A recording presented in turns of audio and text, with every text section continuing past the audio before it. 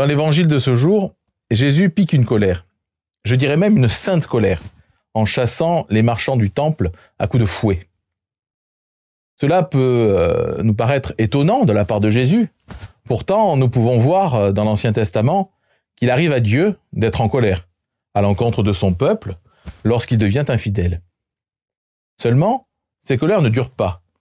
C'est juste un moyen pédagogique dont Dieu se sert, à travers les prophètes, pour faire rentrer dans le droit chemin le peuple élu en le faisant revenir à lui.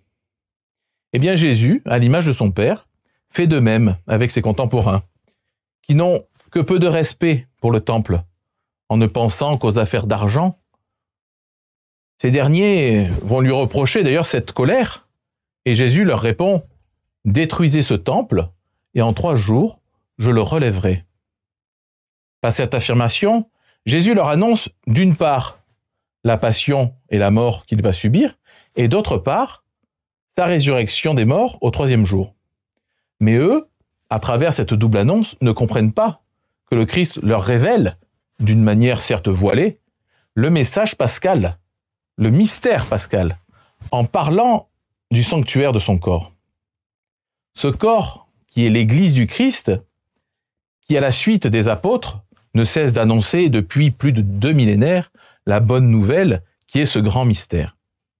C'est d'ailleurs ce mystère de l'Église, qui est une sainte catholique et apostolique, que nous fêtons aujourd'hui en la dédicace de la basilique du Latran, qui est la cathédrale de l'évêque de Rome, le pape, avec qui l'Église universelle est en communion. Alors, en ce jour de grande communion, nous pouvons prier pour notre pape François, ainsi que pour toutes ses intentions, afin de soulager la souffrance des personnes persécutées à travers le monde, et pour que s'instaure une paix durable au Moyen-Orient.